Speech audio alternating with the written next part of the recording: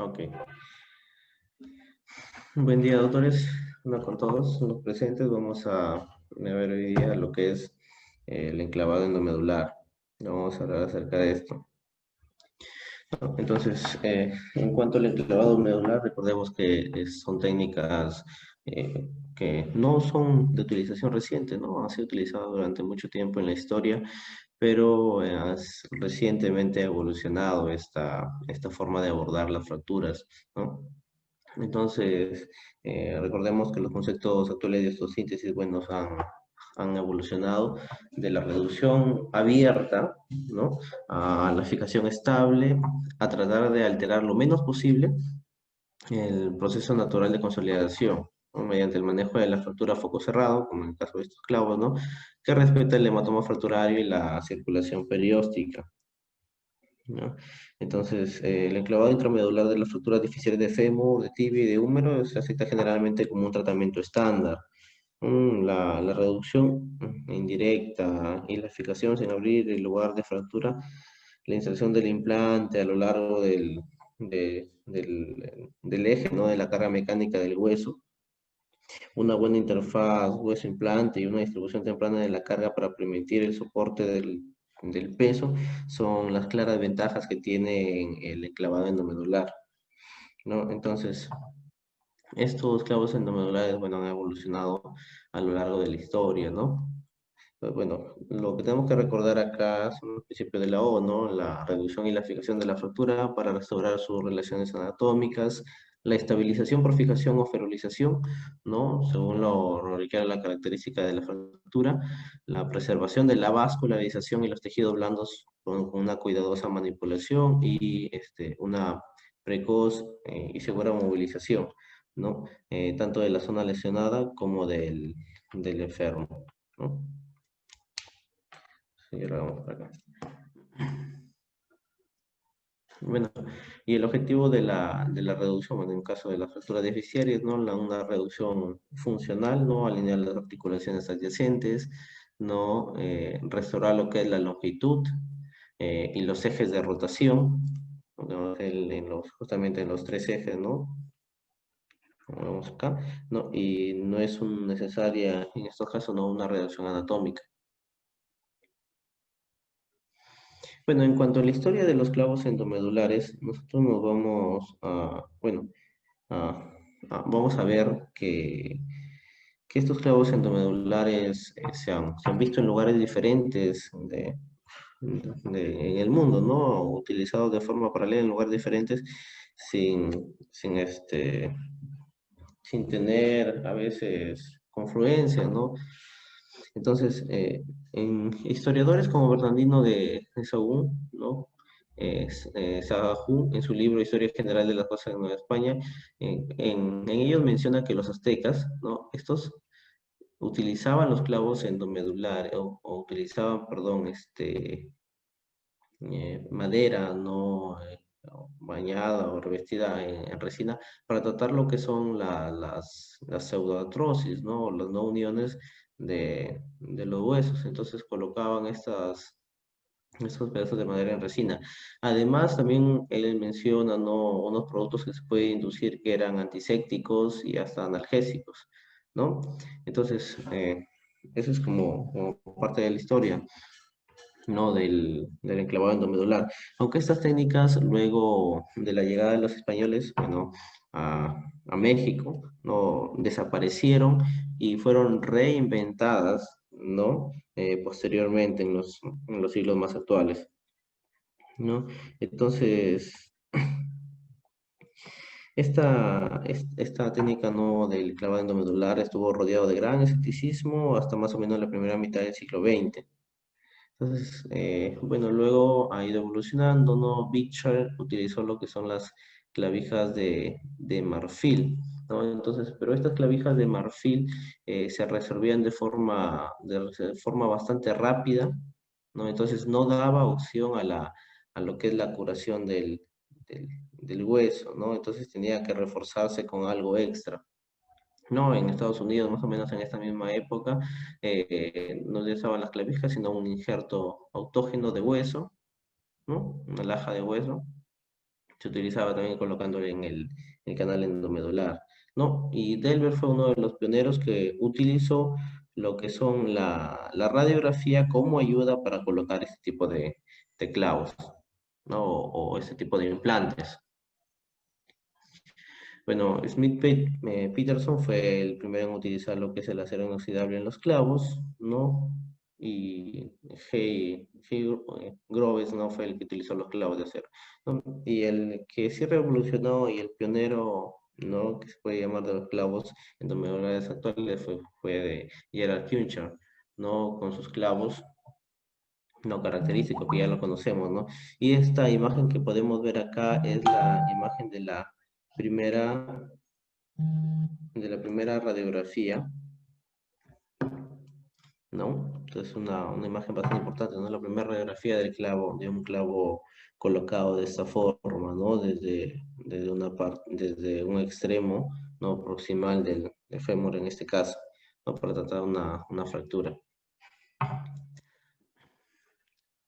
Entonces, esto en cuanto a la historia, ¿no? En cuanto a la característica de los clavos endomedulares, bueno, en cuanto a su sección transversa, podemos ver que estos pueden ser ranurados, ¿no? Tienen una ranura acá central, como lo podemos observar, ¿no? O pueden ser no ranurados, ¿no? Como estos que vemos acá, ¿no?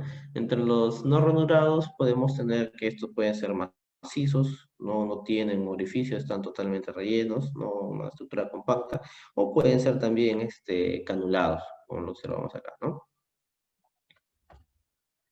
En cuanto a la superficie, pueden ser lisos, ¿no? Lisos, ¿no? O pueden ser estriados, ¿no? Estos estriados, por su configuración, suelen ser más flexibles, ¿no? O menos rígidos y permiten el crecimiento precoz de los capilares, ya que no presionan de forma directa en todos los puntos, ¿no? A nivel del canal medular, ¿no? Bueno, en cuanto al bloqueo, nosotros vamos a tener el, no, los no cerrojados y acerrojados, no en cuanto a los no cerrojados o no bloqueados, van a tener una estabilidad por fijación, por presión sobre el istmo, ¿no? Tienen un pobre control rotacional y longitudinal, y bueno, y las indicaciones son los trazos medio deficiarios, ¿no? En los bloqueados, bueno, estos van a prevenir lo que son el colapso y el acortamiento de extremidad, no del miembro. eh, un mejor control rotacional, ¿no? Justamente por los clavos de bloqueo, los tornillos de bloqueo que presentan, ¿no? Y bueno, en las indicaciones también se pueden utilizar para trazos medio deficiarios, ¿no? Y además también amplían su indicación con fracturas comminutas y además fracturas cercanas al epífisis, ¿no? Ahora con lo nuevo, la evolución del bloqueo permiten incluso bloqueos en una configuración 3D, ¿no? Bueno, y en cuanto a estos bloqueados, tenemos dos tipos de bloqueo, ¿no? Un bloqueo estático, donde quiero una estabilidad mayor, por ejemplo, una fractura con minuta, ¿no? Un bloqueo dinámico que permite el desplazamiento axial, ¿no? Va a permitir un movimiento, ¿no? Un movimiento axial, y esto va a estimular la formación de callo, ¿no? Bueno, no es indicado una fractura con minuta. En cuanto a los materiales que se utilizan para los clavos, podemos tener lo que es el acero inoxidable. Recordemos que este tiene un poco de o mayor rigidez que el titanio, que es más flexible, ¿no? Que es de una inserción más fácil y además tiene una mayor resistencia a lo que es la fatiga, ¿no? En cuanto a los tipos de clavos, bueno, encontramos actualmente en el mercado, ¿no? Un sinfín de tipos de clavos endomedulares, ¿no? Los Küncher fueron los primeros en utilizarse, ¿no? Este era un clavo recto, de inserción abierta, tenía una ranura longitudinal y sin orificios de bloqueo, ¿no? Bueno, su uso se había restringido a lo que es eh, fracturas de la diáfisis, ¿no? O medio deficiarias, relativamente simple porque la estabilización dependía del contacto estrecho entre el implante elástico y el hueso rígido, ¿no? Es en el clavo Kinscher clásico. Bueno, el clavo universal, ¿no? Adiciona lo que son tornillos de bloqueo, ¿no? Esta fue introducida por Groves y Kent y mejoró las propiedades mecánicas del implante, ¿no? Bueno, el clavo intramedular sin fresado ni bloqueo, ¿no? Son clavos sólidos de pequeño diámetro que se insertan, ¿no? Sin el fresado y por lo tanto encajan con holgura, ¿no? Bueno, tenemos el clavo sin fresado pero con bloqueo, ¿no? Que, bueno, son clavos que ya adicionan lo que son la parte de los tornillos de bloqueo. Estos aumentan considerablemente la rigidez y la torsión del implante tubular y también reducen la capacidad de adaptación de la forma del hueso, ¿no? Y bueno, y tenemos los sistemas de bloqueo estable angular, ¿no? Que es lo más actual, ¿no? Donde los bloqueos no solamente se pueden poner en una sola dirección, sino en una configuración 3D.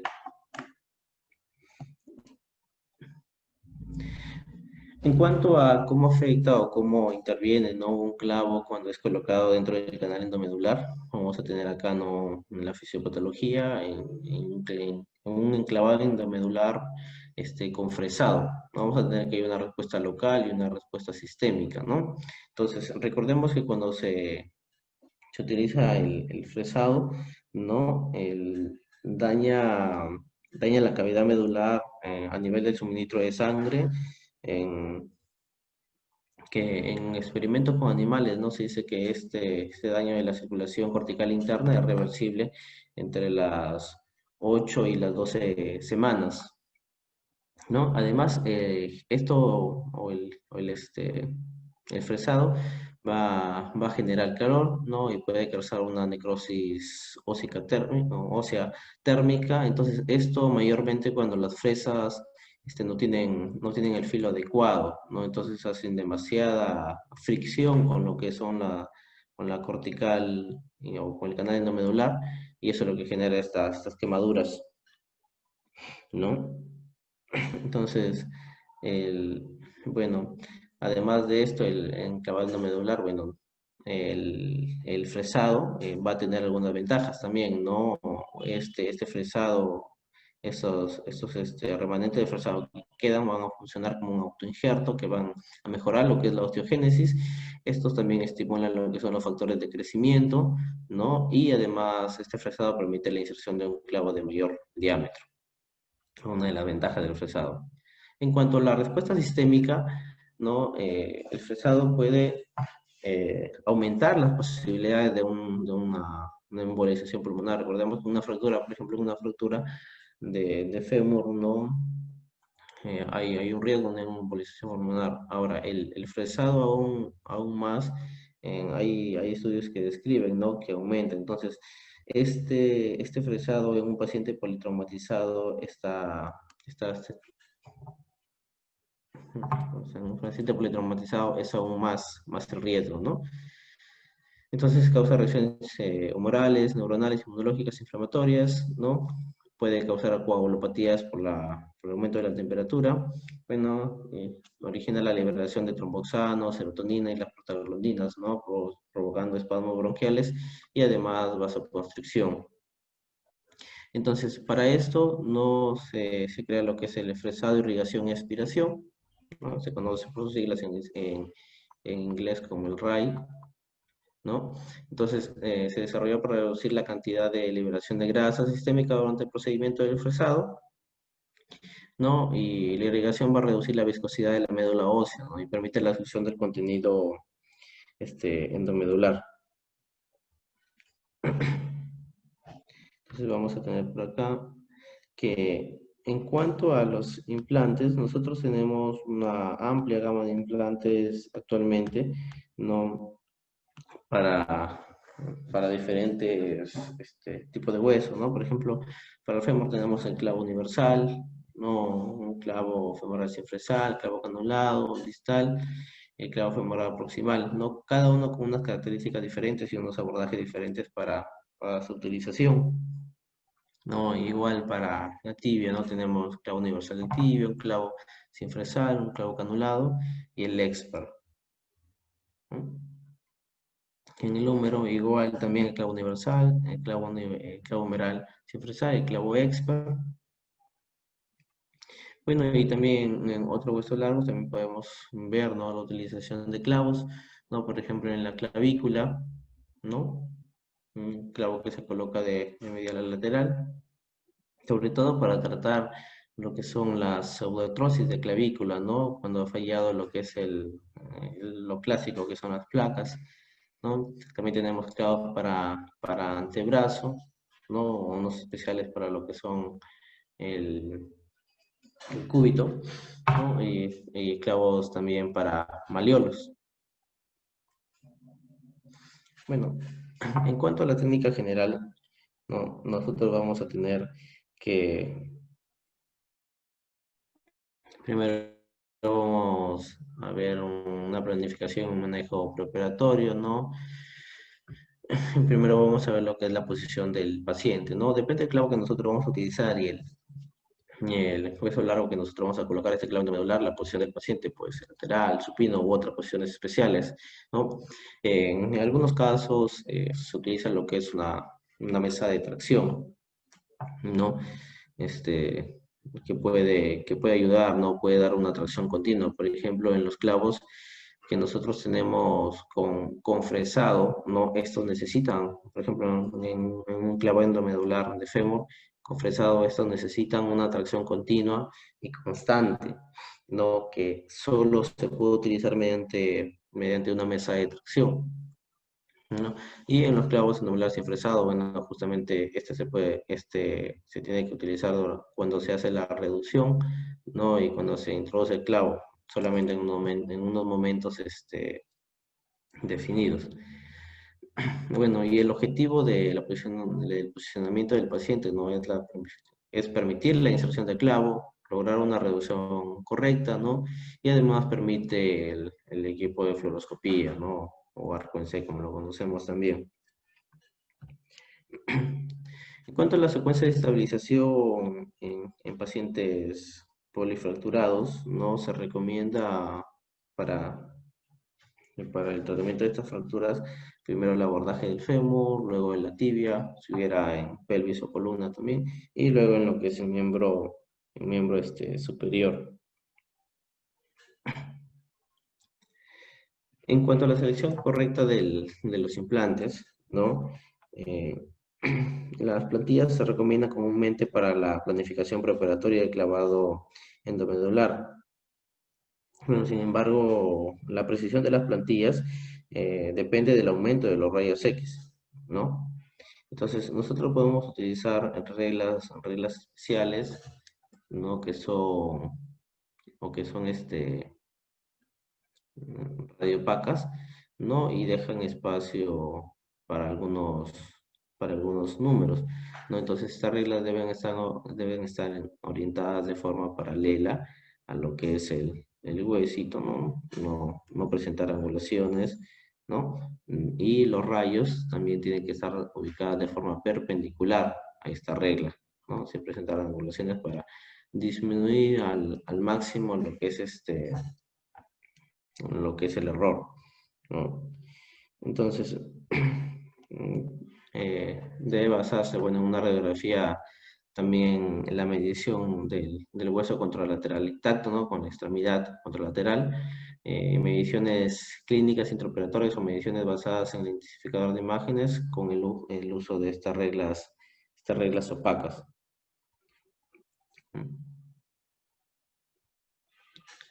En cuanto a las técnicas de inserción, bueno, van a depender del tipo de clavo que vayamos a utilizar, ¿no? Vamos a ver acá abordaje quirúrgico y preparación del punto de entrada. Bueno, recordar que se debe tener cuidado de colocar las incisiones en línea con el eje de la cavidad medular, ¿no? Y no demasiado cerca del punto de entrada elegido por el hueso. Entonces, vamos a ver acá la preparación del punto de entrada en el clavo femoral anterógrado, ¿no? Recordar que el punto de entrada correcto es fundamental en todos los enclavados endomedulares, ¿no? Un punto de entrada subóptimo, ¿no? O que no está dentro de la técnica conduce a una mala alineación del clavo y este puede generar fracturas, no con una hipergenia durante la inserción del implante. Bueno, siempre tenemos que localizar, ¿no?, este punto de entrada a través de una radiografía P y una lateral para nosotros poder observar a través de las dos imágenes, ¿no?, que estamos en el punto de entrada correcto, ¿no? Bueno, en cuanto al fémur, la flexión y la aducción de la articulación de la cadera van a facilitar el acceso al trocánter, ¿no?, para el enclavado femoral anterógrado que tenemos acá, ¿no? Bueno, se va a realizar una incisión de 3 a 5 centímetros, aproximadamente 10 centímetros por la punta, y se dirige hacia lo que es el trocánter mayor, ¿no? En cuanto a la inserción del clavo retrógrado, ¿no? La rodilla se tiene que flexionar aproximadamente 30 grados, se coloca o se alinea una guía con la línea media de la cavidad medular de la déficit femoral distal, no se utiliza utilizando lo que es un arco en C. La incisión punzante se coloca en esta línea, bueno, y se va a empujar una, una hoja Kirchner con un manguito de protección a través de este, ¿no? O simplemente medial al ligamento rotuliano en el fémur distal. Lo podemos observar acá, ¿no? En este pequeño corto, este pequeño video. Bueno, en cuanto al clavo de tibia anterógrado, ¿no? Tenemos que acá la rodilla flexionarla completamente y hacer una incisión pequeña, ¿no?, de unos 15 a 20 milímetros en línea con la cavidad medular. Ahora, en cuanto a la incisión, ¿no? Esta comienza en el polo inferior de la rótula y hay dos técnicas, ¿no? Una que pasa a través del tendón rotuliano u otra que pasa medial a este, ¿no? Lo podemos observar acá, o a través del tendón rotuliano o puede pasar medial a este, ¿no?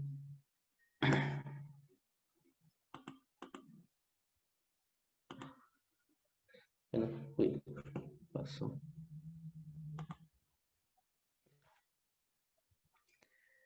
Bueno, y se utiliza una guía, ¿no?, de unos 4 milímetros, ¿no?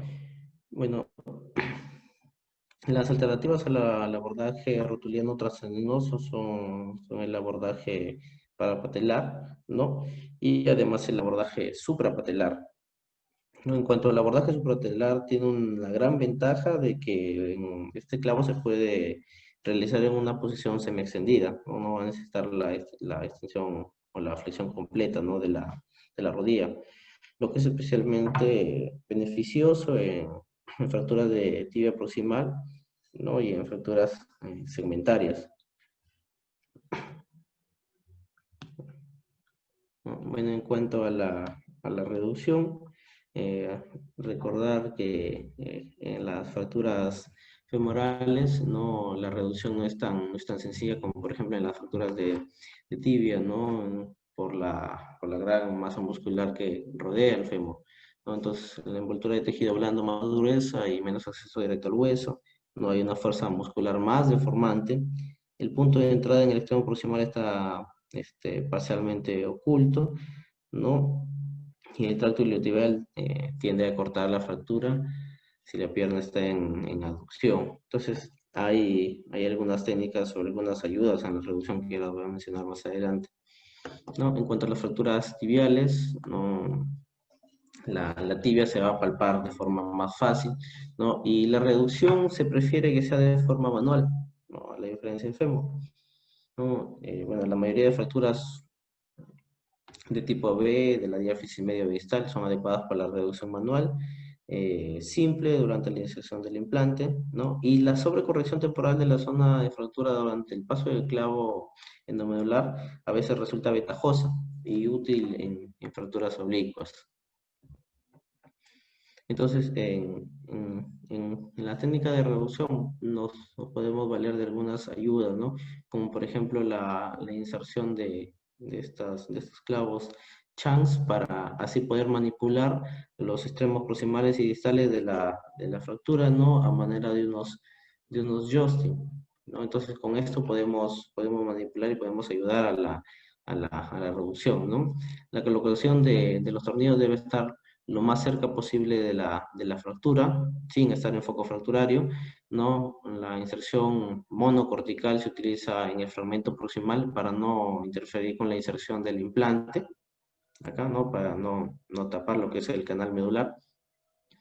Y se utiliza un portabrocas universal con un manguente para así poder facilitar, ¿no? el movimiento, el desplazamiento de estos.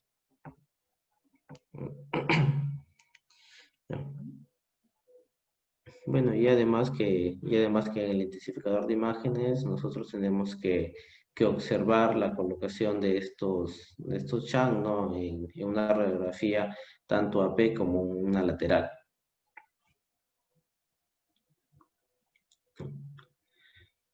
Bueno, en el caso de enclavado endomedular tardío con acortamiento de la extremidad, el uso de un distractor puede ser de gran utilidad, ¿no? Para restaurar la longitud y el eje del mismo, ¿no? Otra técnica de reducción nosotros podemos encontrar los tornillos de Poller, ¿no? Que estos tornillos de Poller no van a ir dentro del clavo endomedular, sino paralelos a ellos. No van a servir para corregir deformidades en valgo, como acá podemos verlo, ¿no? O angulaciones, ¿no? Esto reducen el ancho del canal medular metaficiario, reforzando el clavo endomedular al centro de la cavidad medular, ¿no? Y van a aumentar la rigidez mecánica de la estructura ósea, la estructura no ósea implante, ¿no? Además, pueden ayudar a prevenir el desplazamiento en la cirugía de revisión donde hay una deformidad de un clavo endomedular mal colocado, ya que cuando se coloca un clavo endomedular y se vuelve a recolocar, generalmente se va por el mismo camino. Entonces, estos clavos de Poller no ayudan a que no pase eso, ¿no? Colocándose de tal forma de que este nuevo clavo endomedular vaya por un lugar diferente, ¿no? Y correcto.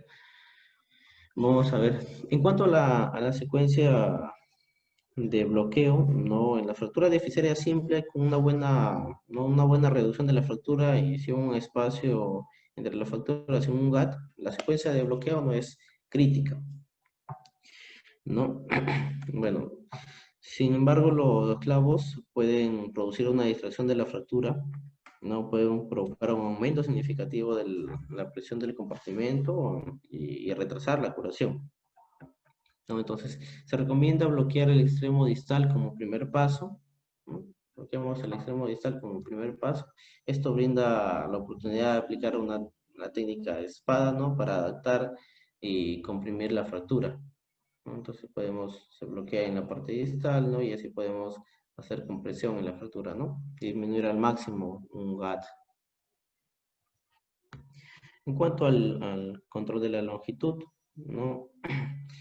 Justamente insertar primero los tornillos de bloqueo distales, tener la ventaja de que el fragmento distal se va a fijar al clavo endomedular, ¿no? Y estas maniobras, recordar, bueno, que se tienen que hacer bajo la ayuda del arco en C, ¿no?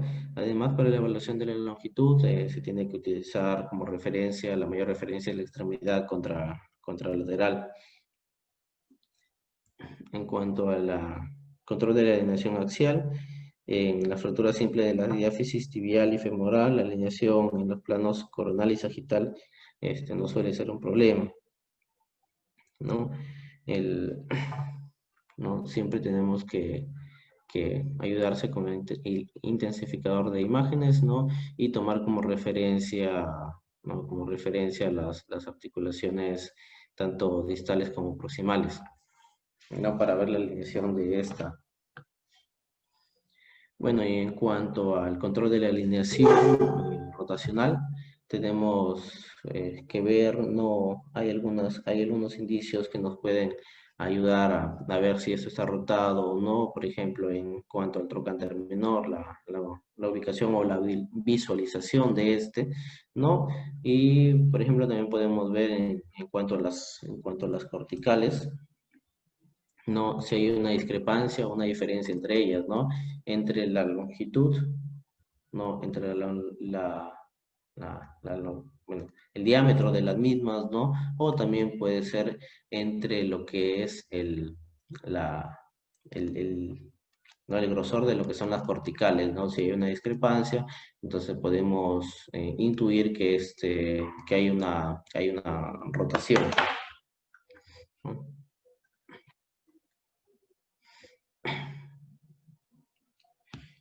Bueno, Bueno, en cuanto a a las técnicas de bloqueo, ¿no?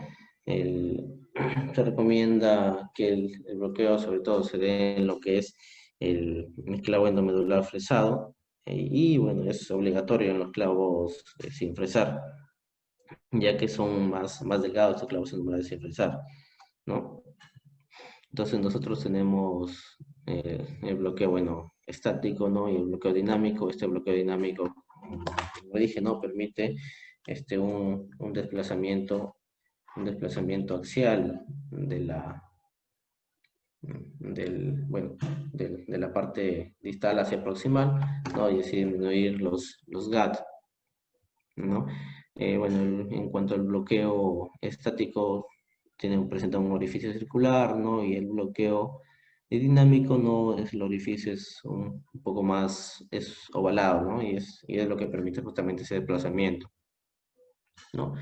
Y finalmente en las contraindicaciones, bueno, siempre como mencioné al inicio, ¿no?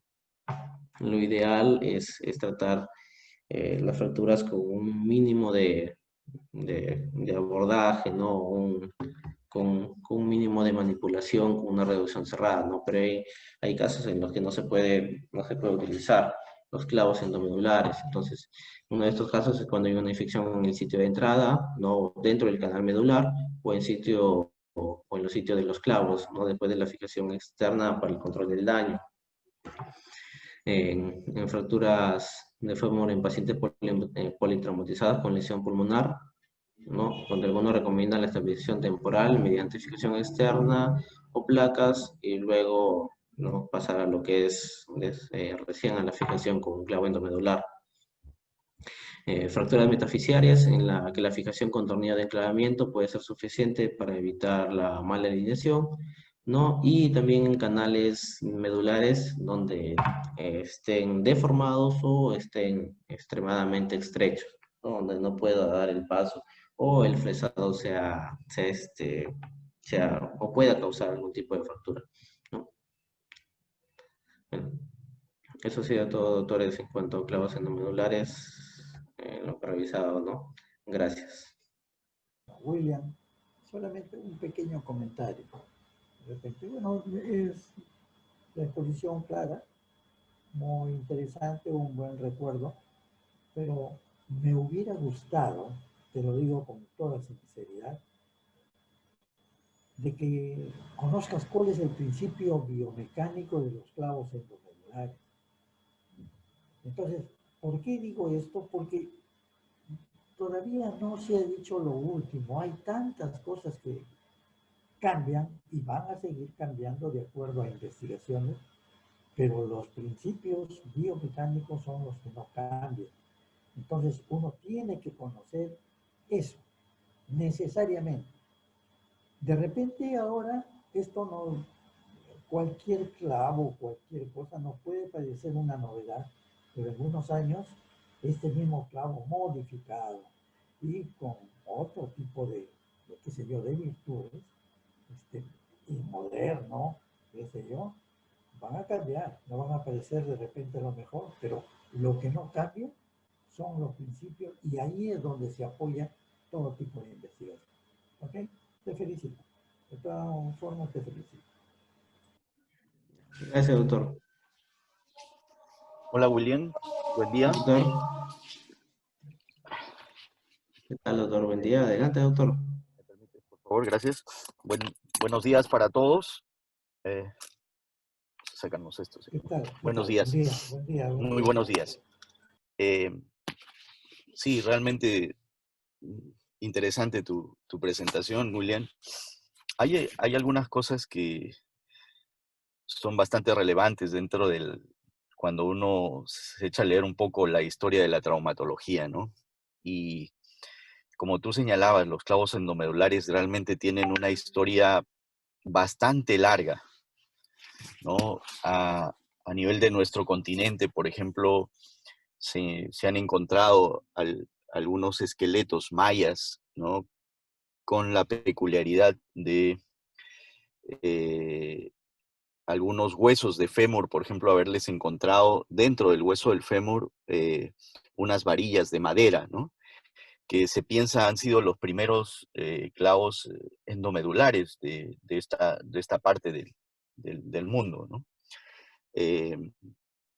Que para beneplácito estas fracturas pues habían consolidado, ¿no? Porque se han evidenciado formación de callo óseo.